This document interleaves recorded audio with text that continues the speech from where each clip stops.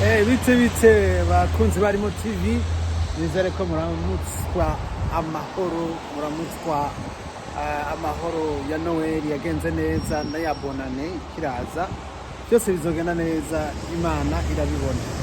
Rero aha turiko turajya kayaga ku mugoroba, aranakanya anashaka mugabo nagomba tuyage harimo TV, turabe ingene ibintu bizobandanya, ikiganiro nzobandanya nejo.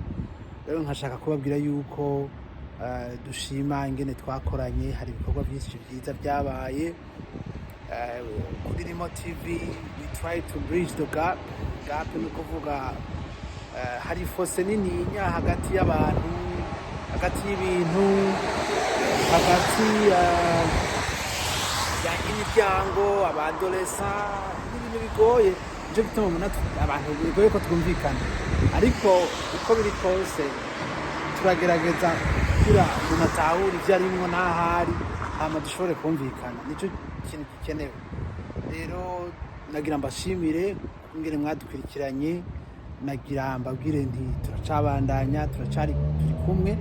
Nk'abantu bari muri Canada bobo ubuye mu mwaka uza tuzovuga cane ibiganiro vyerekeye abadolesa, bakobwa bacu n'abahungu bacu, kuko hari igihe culture yaho bari niyo iwacu tubaha bigorana.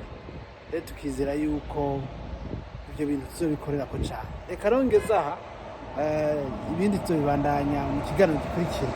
Murakoze cane, nawe utaha.